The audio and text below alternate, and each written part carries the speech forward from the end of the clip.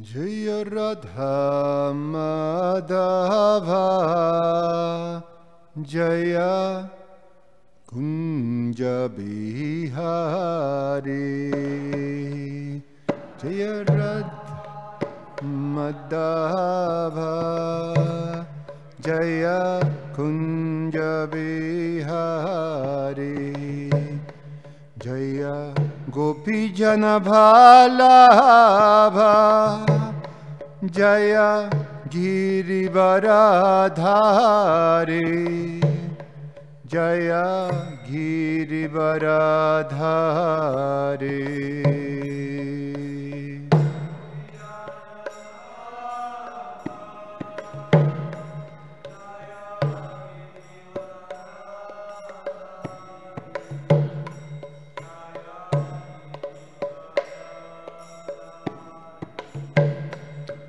Jaya Jashodanandana Jaya Vraja Janaranjana Jaya Vraja Janaranjana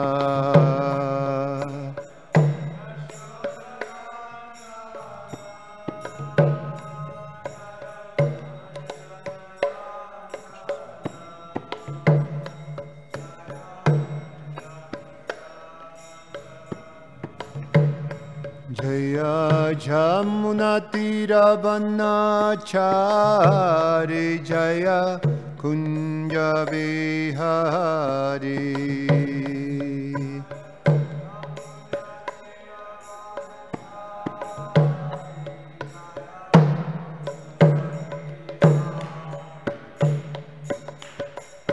Radha Madhava Jaya Kunja Vihari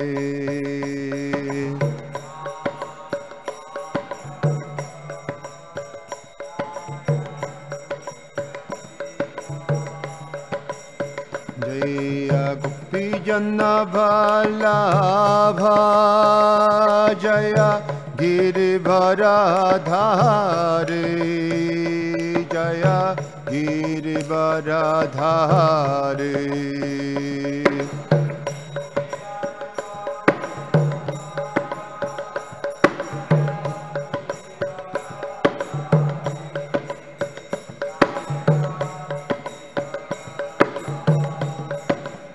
Jaya Jashodanandana Jaya Vraja Janaranjana Jaya Vraja Janaranjana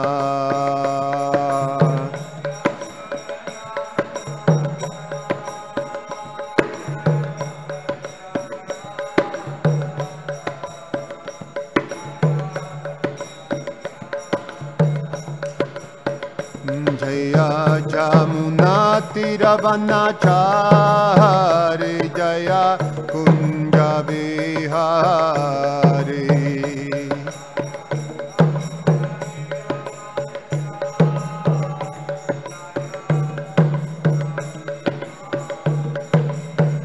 Jaya Jamuna Tiravanachari Jaya Kunja Vihari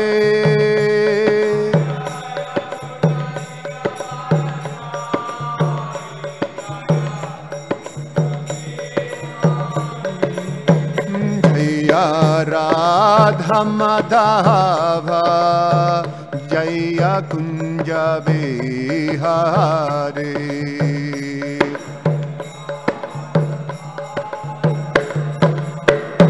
Jaya Kunja Vihari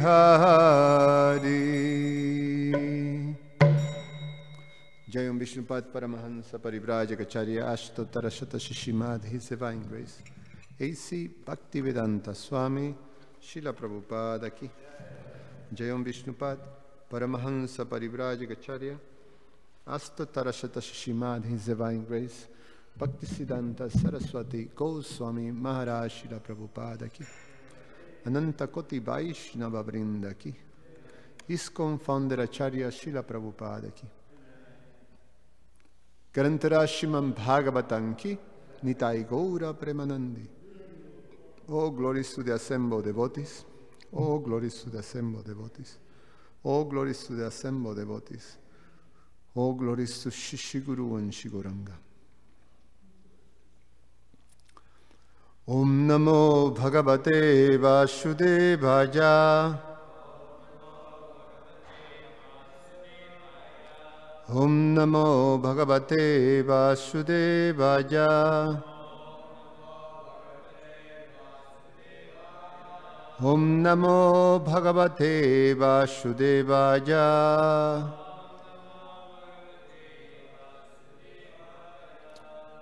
We're reading from the Srimad Bhagavatam, Canto 9, text number 9, chapter 19, entitled King Yayati Achieved Liberation. And we're reading text number 1 and 2.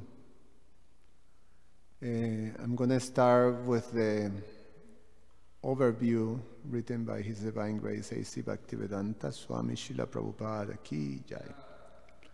This 19th chapter describes how Maharaj Jayati achieved liberation after he recounted the figurative story of the he-goat and she-goat.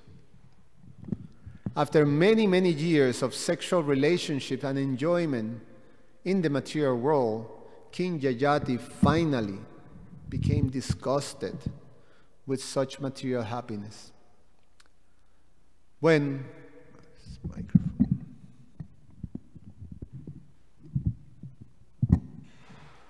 satiated with material enjoyment, he devised a story of a he-goat and a she-goat corresponding to his own life, and narrated the story before his beloved Devayani. The story is as follows. Once upon a time, while a goat was searching in the forest for different types of vegetables to eat, by chance he came to a well in which he saw a she-goat. He became attracted to the she-goat and somehow or other delivered her from the well. And thus they were united. One day thereafter, when the she-goat saw the he-goat enjoying sex with another she-goat, she became angry, abandoned the he-goat, and returned to her Brahmana owner, to whom she described her husband's behavior. The Brahmana became very angry and cursed the he-goat to lose his sexual power. Thereupon, the he-goat begged the Brahmana's pardon and was given back the power for sex. Then, the he-goat enjoyed sex with the she-goat for many years, but still he was not satisfied. If one is lusty and greedy, even the total stock of gold in the world cannot satisfy one's lusty desires. These desires are like a fire. One may pour clarified butter into a blazing fire, but one cannot expect the fire to be extinguished. To extinguish such a fire, one must adopt a different process. The Shastra therefore advises that by intelligence one renounce the life of enjoyment. Without great endeavor, those with a poor fund of knowledge cannot give up sense enjoyment, especially in relation to sex, because a beautiful woman bewilders even the most learned man. King Yayati, however, renounced worldly life and divided his property among his sons. He personally adopted the life of a mendicant or sannyasi, giving up all attraction to material enjoyment, and engaged himself fully in devotional service to the Lord. Thus he obtained perfection. Later, when his beloved wife Devayani was free from her mistaken way of life, she also engaged herself in the devotional service of the Lord. Text number 1. Sri Sukha Uvacha Sa itam acharang kamam strainopana panavan atmanaha buddva priyaya nirvino gadhan etam agayata. Translation. Sukadev Goswami said, O Maharaj Parikshit, Yayati was very much attached to woman. In due course of time, however, when disgusted with sexual enjoyment and his bad effects, he renounced this way of life and narrated the following story to his beloved wife. Text number 2. Srinu Bhargavyamungatham Madvidhacharitam bhuvi Dhirajasyanusochanti Banigrama nivashinaha Srinu Bhargavyamungatham Madvidhacharitam bhuvi Dhirajasyanusochanti Banigrama nivashinaha Srinu Bhargavyamungatham Madvidhacharitam bhuvi Dhirajasyanusochanti Banigrama nivashinaha. Please chant.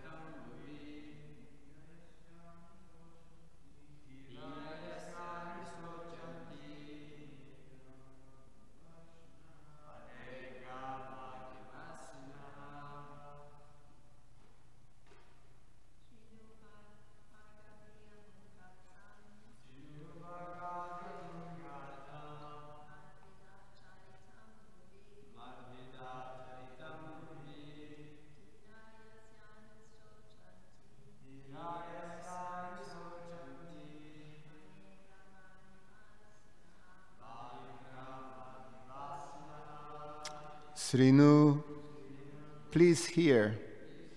Bhargavi, O daughter of Sukra Acharya, Amum, this, Ghatam, history, Madvida, exactly resembling my behavior,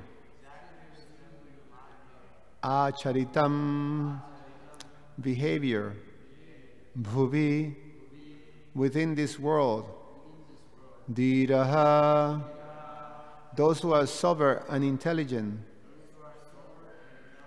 Jasya, of whom Anusochanti, lament very much, Vane, in the forest, Grama Nivashinaha, very much attached to materialistic enjoyment. Translation and purport by His Divine Grace A.C. Bhaktivedanta Swami, Srila Prabhupada Ki Jai. My dearly beloved wife, daughter of Sukra Acharya, in this world there was someone exactly like me. Please listen as I narrate the story of his life.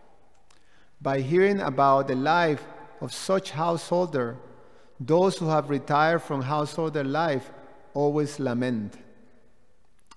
Purport. Persons who live in the village or town are called Grama Nivashi, and those who live in the forest are called Vana Vasi or Vanaprastha. The Vanaprasthas who have retired from family life generally lament about their past family life because he engaged them in trying to fulfill lofty desires. Prahlad Maharaj says that one should retire from family life as soon as possible. And he described family life as the darkest well. Hitvatma patham griham andakupam.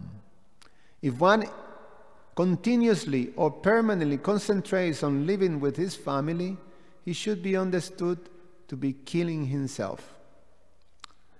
In the Vedic civilization, therefore, it is recommended that one retire from family life at the end of his 50th year and go to Vana, the forest. When he becomes expert or accustomed to forest life or retired life as Vanaprastha, he should accept sannyas.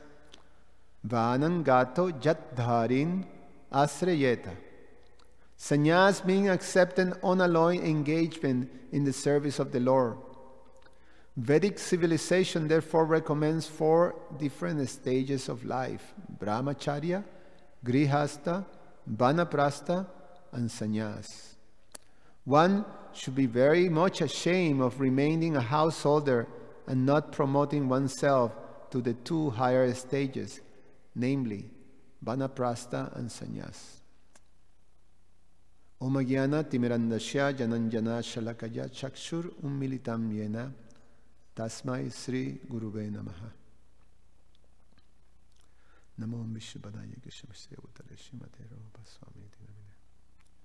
Namo Vishnupadaya Krishna Prasthaya Bhutale Shrimate Bhaktivedanta Swamin Iti Namine. Namaste Saraswate Deve Gauravani Pracharine Nirveshesha Shunyavadi Pashatyade Shatarine.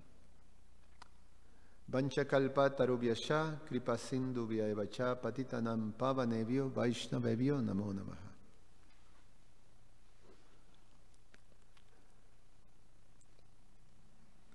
The natural progression of life according to Krishna's system, Chaturvidha, the 4 stages of life, or the Varnashram institution, or the Varnashram system established by Krishna himself. The natural succession is narrated here.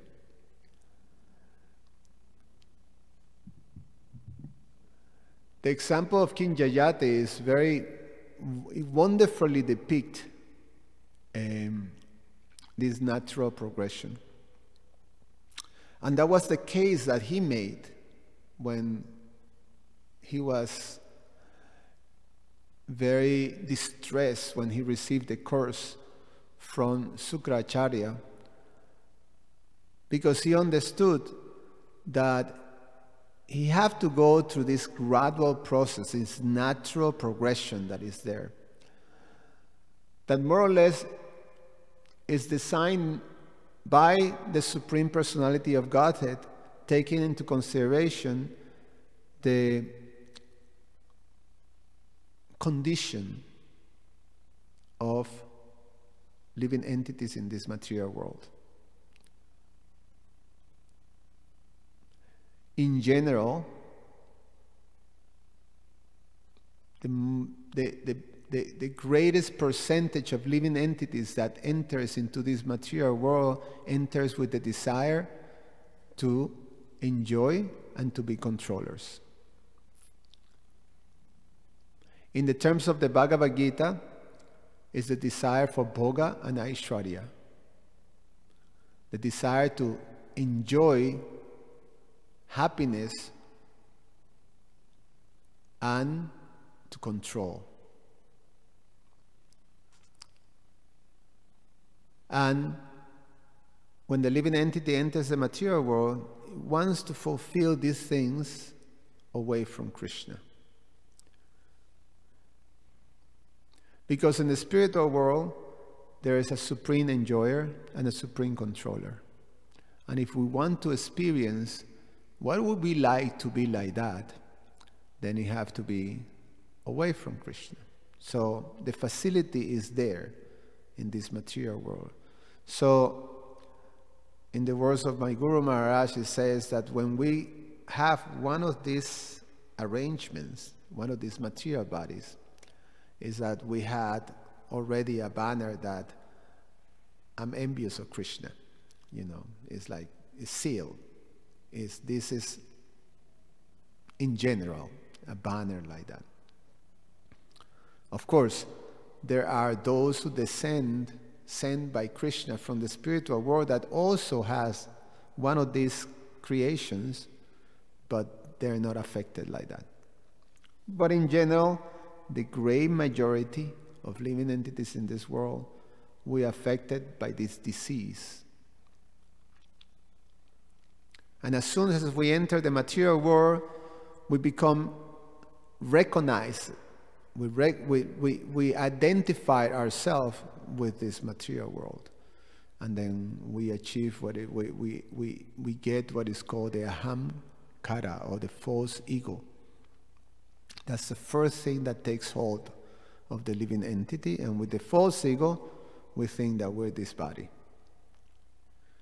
So we're starting with that. That's our starting point. And Krishna creates a system that, taking into consideration that condition, then he creates this very organic and gradual elevation of consciousness to the point of Krishna consciousness. It's perfect. It's scientific. Prabhupada often quotes like this. This is a scientific process.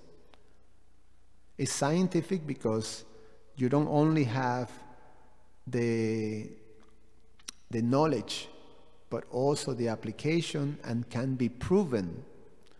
Because when these processes follow, it becomes a natural succession of events.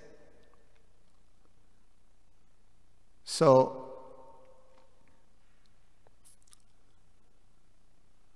life, or the stages of this elevation of consciousness, is divided into these 4 ashrams. We start with the brahmachari ashram. The brahmachari ashram is a student life. What do we learn in the student life? We learn basically, during the student life, in general, you prepare yourself for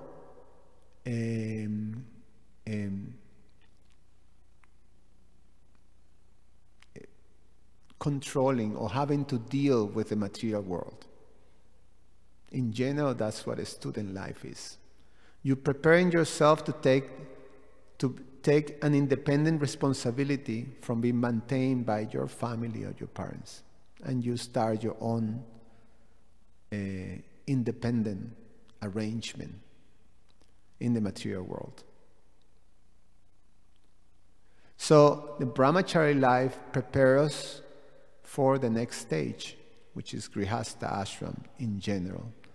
So in brahmachari life, we learn the principles that are going to that are going to be the principles that govern our whole life. That's when the principles get established. And what are those principles? They're principles of the Brahminical principles. Although you may not be a Brahmana, but nevertheless, one learns Brahminical principles, those who pass through the Brahmachari ashram.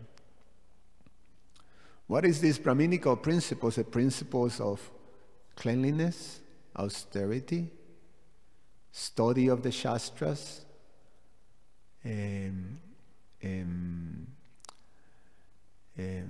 wisdom, control of the senses, etc., etc. You get, in the Brahmachari ashram, we get an affinity for these things. We get an affinity for simplicity, we get an affinity for austerity, we get an affinity for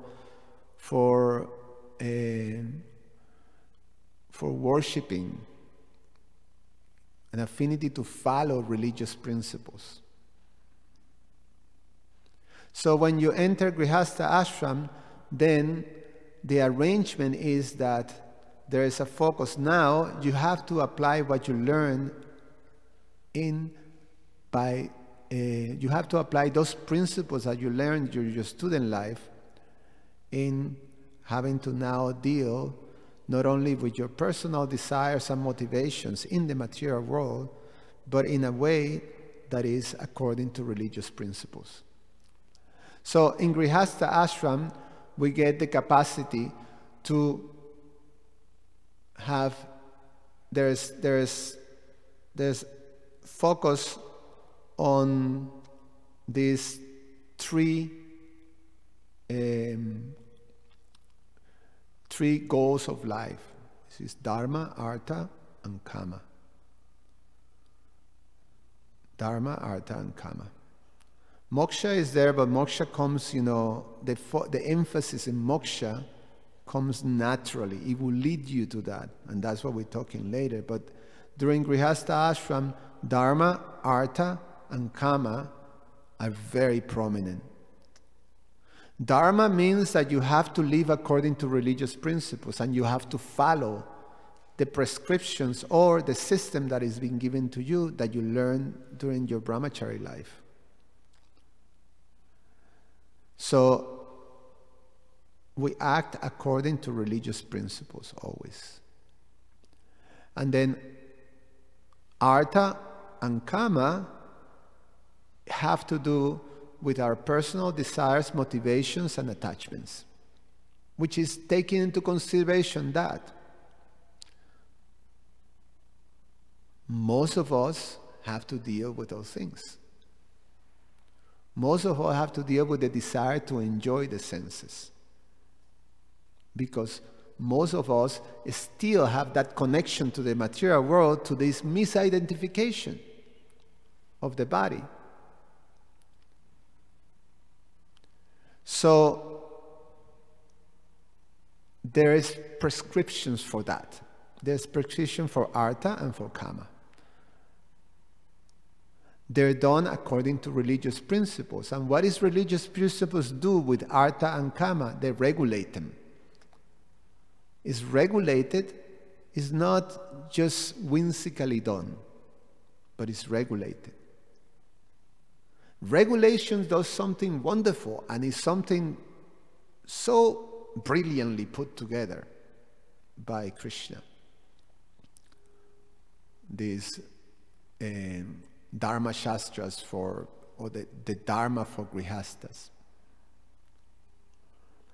Regulation, what it does is that you can have this Artha and Kama, but you can have it in a regulated manner, which means that, an example, Prabhupada explained in his purpose here about sex life, actually in the overview,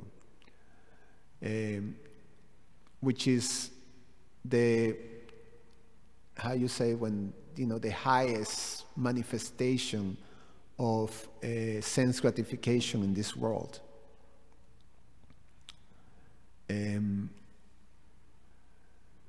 There's regulations for sex life in Grihastha life. So it's done only for procreation. Dharma viruddho bhuteshu kamosmi bharata shabda. That Krishna is this sex life according to Dharma, according to religious principles. So basically, unless you able to maintain a lot of children, during your Grihastha life, at best, you have sex life a couple of times, if you actually, if you have enough material arrangements to actually maintain 2 kids. 3 kids will be, whoa, this guy had to work very hard. In general, people have 1 or 2 kids, no more than that, more than times.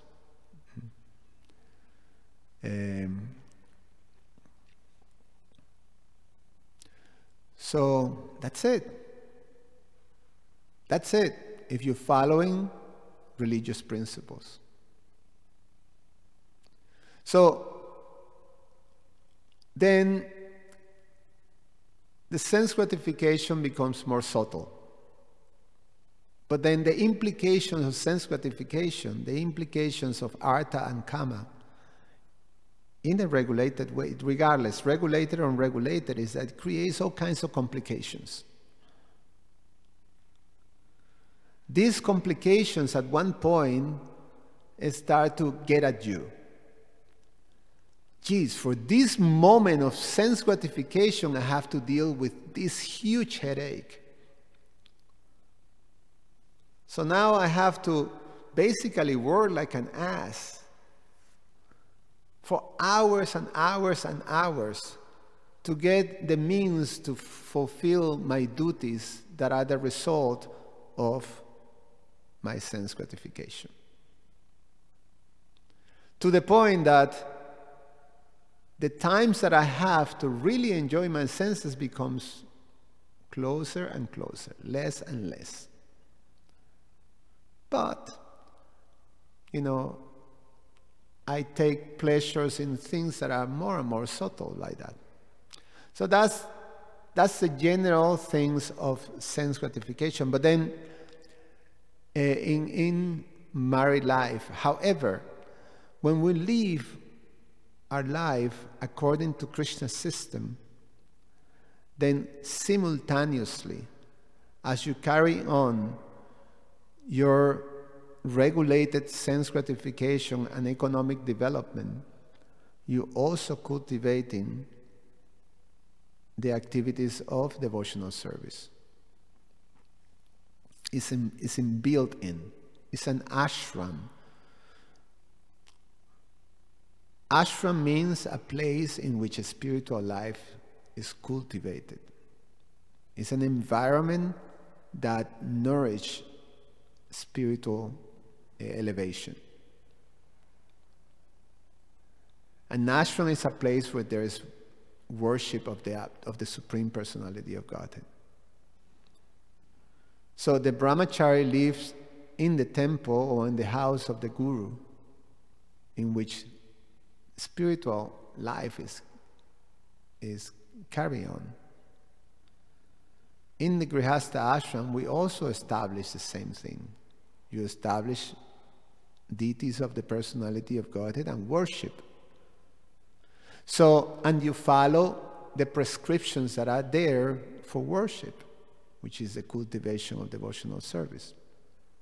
These 2 things simultaneously, what it does is that simultaneously one becomes fed up of this attempt to be happy through sense gratification, and simultaneously one starts to experiencing the happiness of worshiping and coming closer to the Personality of Godhead. Simultaneously, when you do it right. So the attachment through one's life of devotion, brahmachari and grihastha, that things that we learn during our student life as brahmacharis, to worship the deities, to learn the scriptures, to study, to contemplate, those things carry on during our grihastha life. And at the same time, because we're doing that, we have the capacity to understand that there is something that gets added into our life.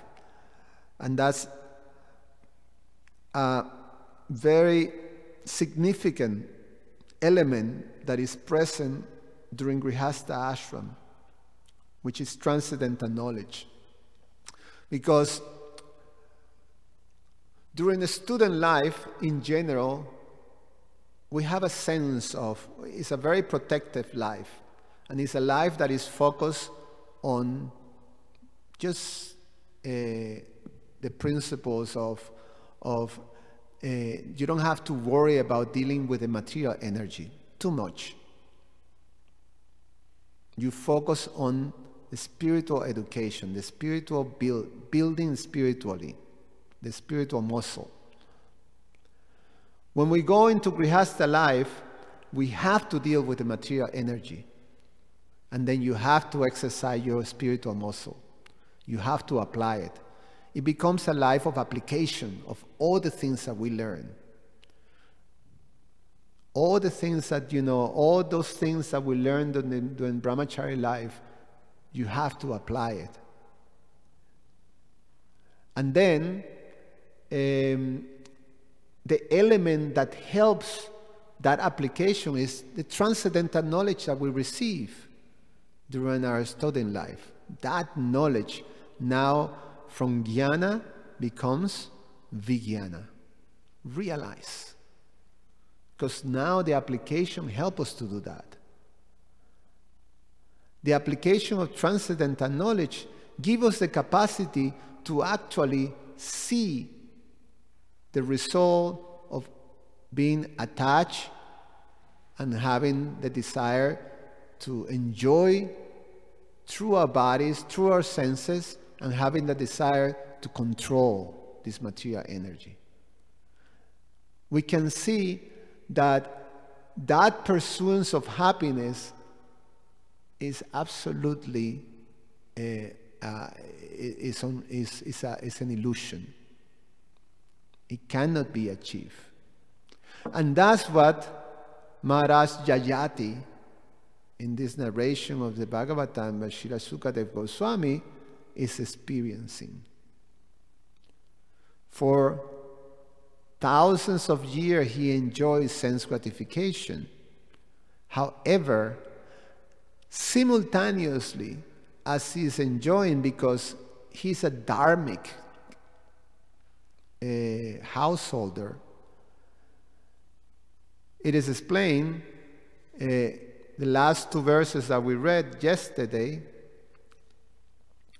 of the previous chapter, Prabhupada said that King Jayati, although externally seeming very fond of material enjoyment, was internally thinking of becoming an eternal servant of the Lord. Why? It is explained that he was doing also sacrifices for the pleasure of the Lord throughout.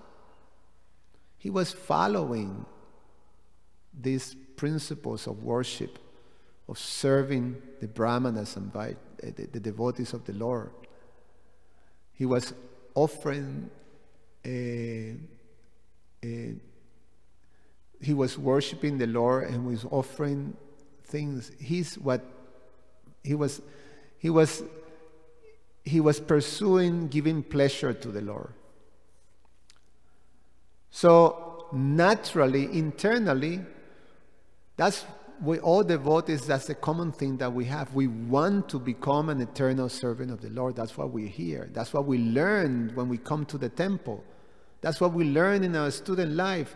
That's what we maintain as a householder, as a grihastha, devotee. We want to become pure devotees of the Lord. We have that goal. It's in there. That's why we maintain ourselves with our sadhana, with doing service.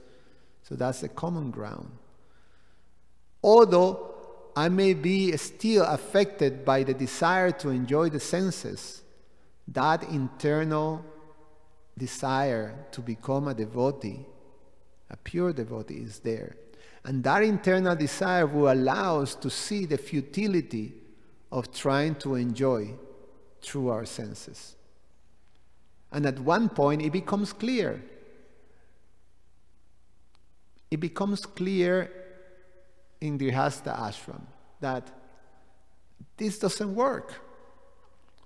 Actually, it creates so many complications that it is not, the enjoyment becomes, it's like Prabhupada said, it's like sweet rice with sand.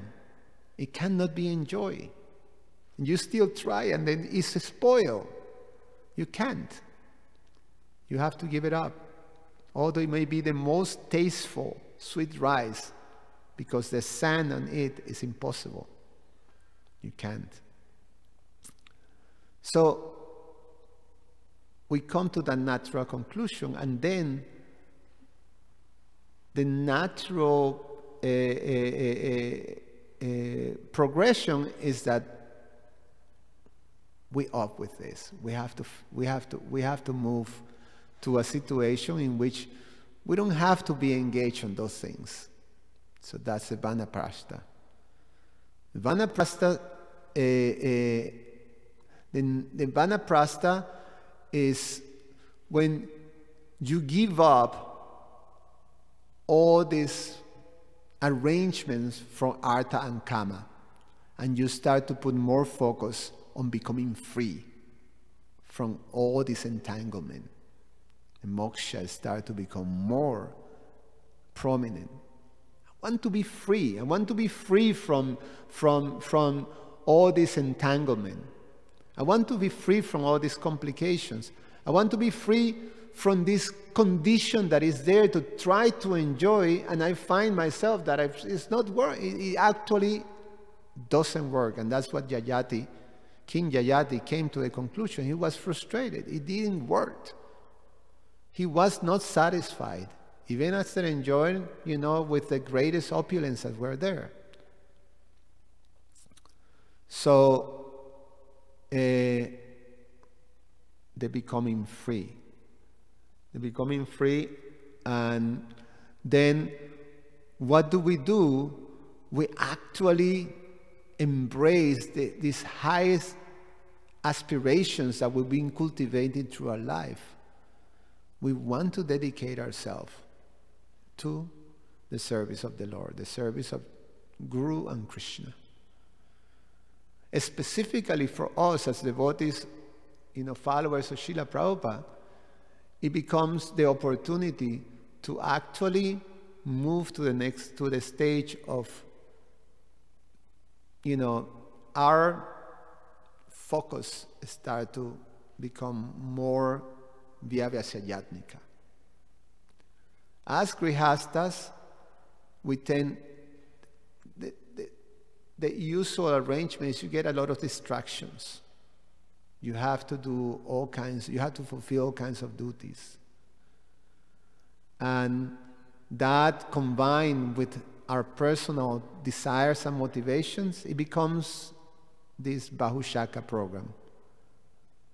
So this Vyavasyayatmika buddhi is when we start to understand that we have to focus. We have to come to focus. It's a gradual thing, but when we really come to that focus, and we can be established in this next stage, and a stage of contemplation and a stage of detachment. When we're able to give up this Bhoga Aishwarya program. And it's not a simple thing, because, you find yourself that you still have to deal with subtle desires and motivations. And you start to, put those aside if you want to be established properly in this stage. So the natural progression is that the desire is there, and you start to move towards that. You start to naturally move towards that. As long as one maintains the proper principles that we learn, which is throughout, that are rooted in our connection and our desire to serve and please Guru and Krishna. So it's a natural progression. It's a natural progression, and then in the stage of vanaprastha is when you really start to experience. I mean, it's not exclusive, but it's a greater facility for experience selfless service. It's a place when you have to come to that position. You have to, it's a place when all these positive principles that we learn start to mature in terms of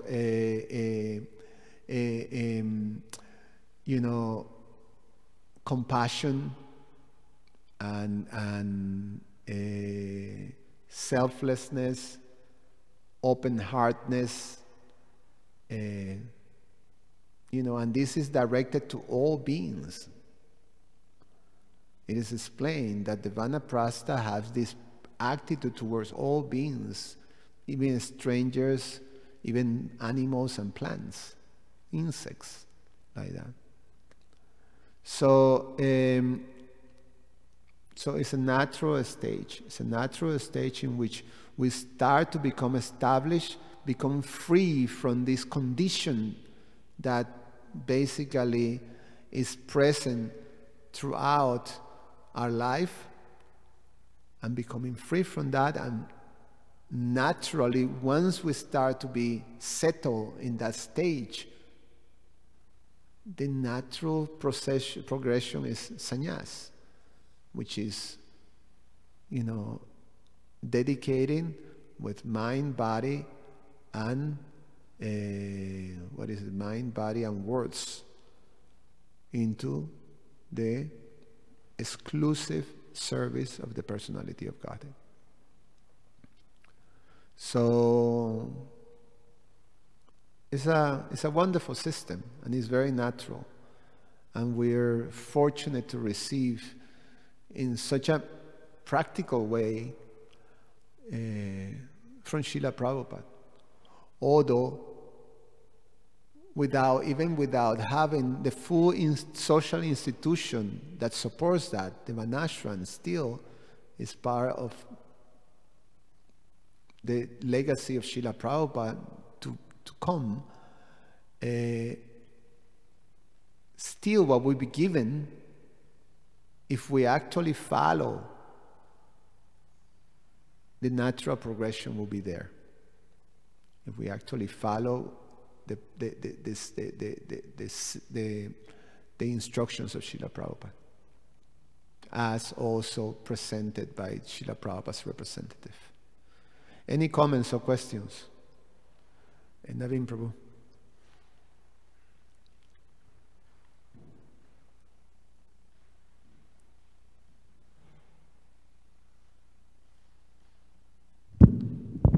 Hare Krishna Prabhu.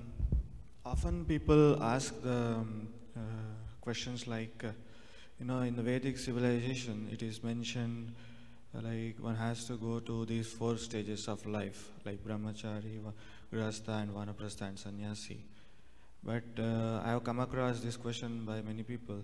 They were asking, like, you ISKCON, you are cultivating very nice culture among the society, but where the students who come for a brahmachari life, they can remain in brahmachari for the lifelong, and they can take sannyas and they can go for that. But whereas you are skipping the ashram of grihastha ashram, if one joins in temple, and he will be staying in the brahmachari lifelong, and he may leave the body, or he may go to the sannyas life. So how do you support this aspect, like you are not following the Vedic civilization, like 4 stages? That's still within Vedic civilization.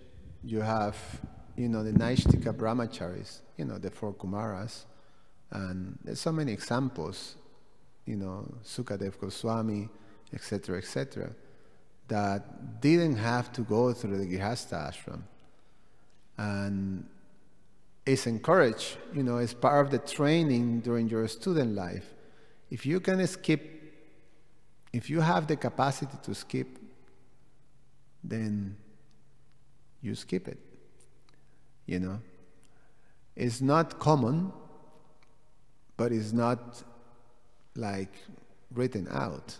There is, and and there's an encouragement for that. Regardless, you have to, come to the next stage, which is that stage of being free from the desires to enjoy and the desire to control. So if you're able to do it like Puru was able to do it, right?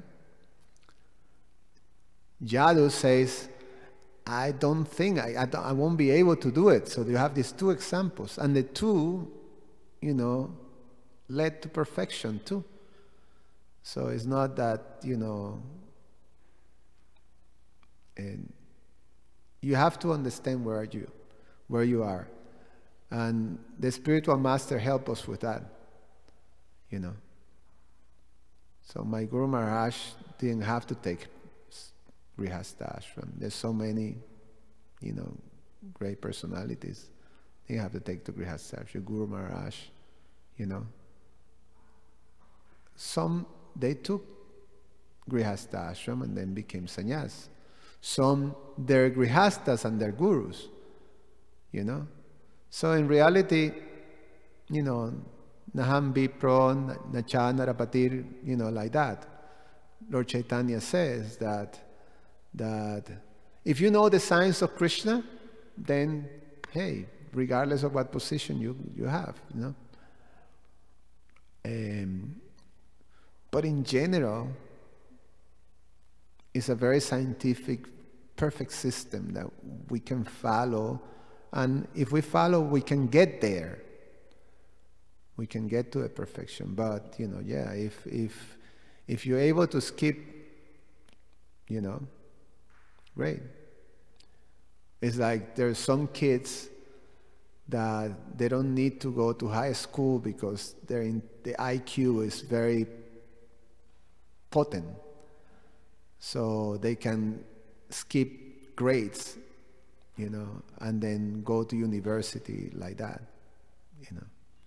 You still have to pass some tests. And if you could, great, go for it. Yeah, sure.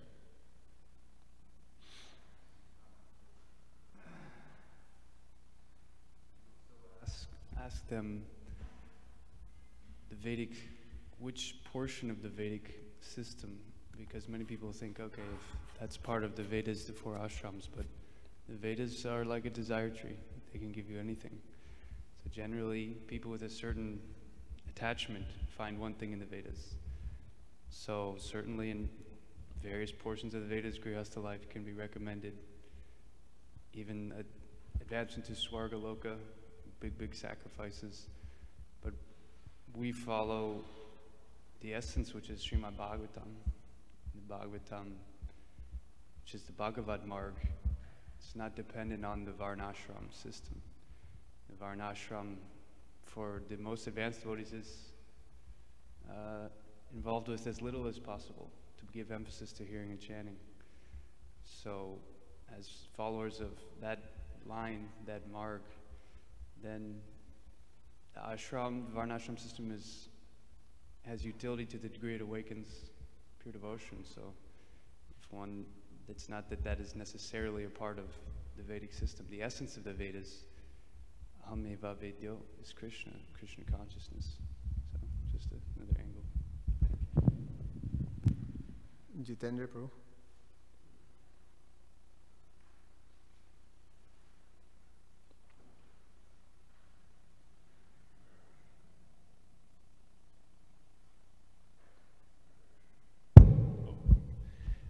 We hear a lot in Srila Prabhupada's books about retiring from Grihastha life at the age of 50.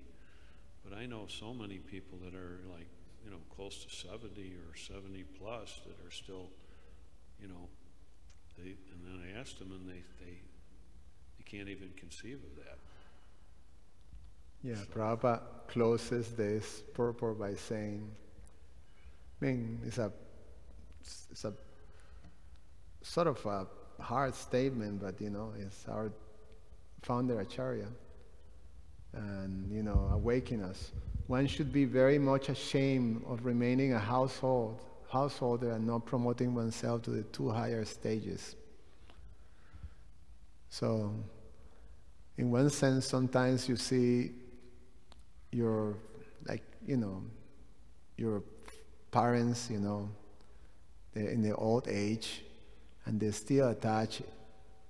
And when they're getting really old, they become like babies. So it's such a, there's such a, pitiful, sort of sad situation. It's not very, how you say, what's the word? Not distinguished, but anyway, yeah. You have to give up family life. You have to give up family life. It looks good on paper, but we don't really see it too much. We don't really see it too much, yeah.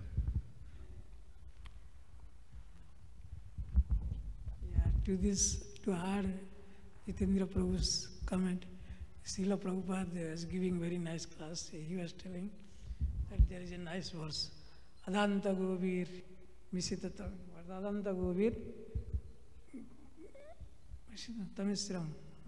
Puna Puna Charvida Charvanam. That means again chewing the chewed.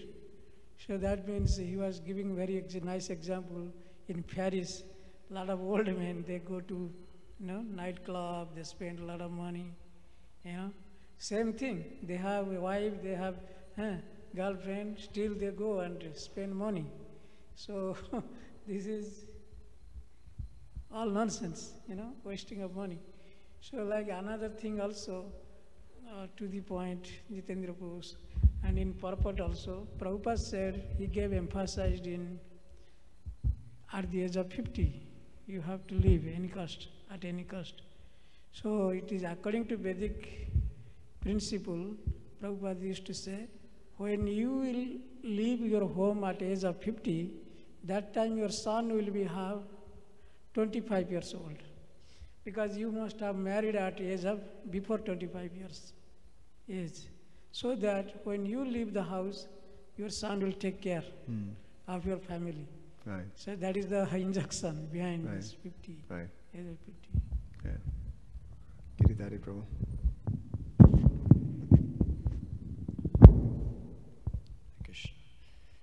You mentioned the point of, in the Grihastha ashram, it's the time to apply. So, Is applied to what? to apply what you've learned in the Brahmacharya ashram. And you said that this is a way that you realize the knowledge.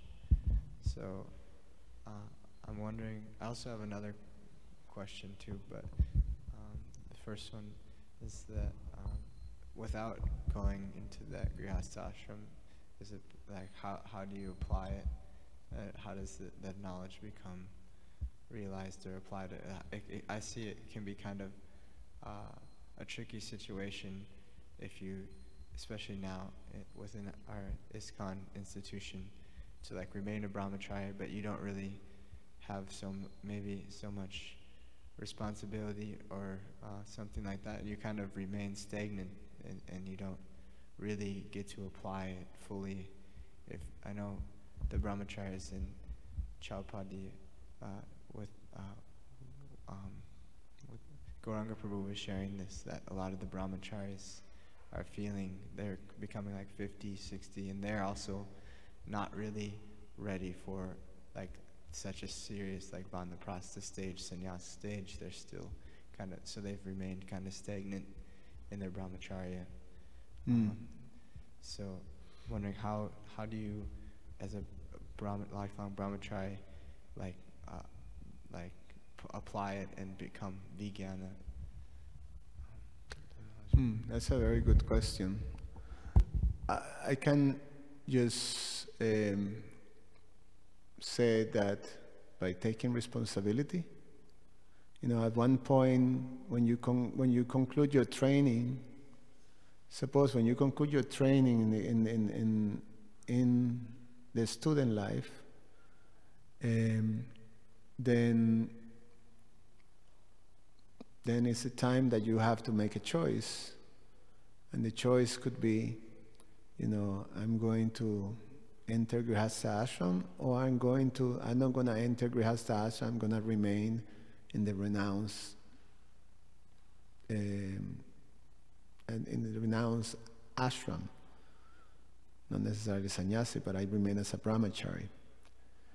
And the brahmachari, Guru Maharaj says, this is the life of a brahmachari. Preaching, college preaching, and book distribution. And he puts it like that. In one sense, the example of our spiritual master, His Holiness Rupa Swami, who remained a brahmachari. He took sannyasi in 1981. So he was a brahmachari. As a brahmachari, he took responsibilities of leadership, for the service of his spiritual master. And within these leadership responsibilities, you have to apply what you learn. You have to teach what you learn. You have to be an example of what you learn. And that's one of the things that as soon as we start to take responsibility, the call is that we have to be an example of what the teachings are. Because others see us as leaders and then they follow,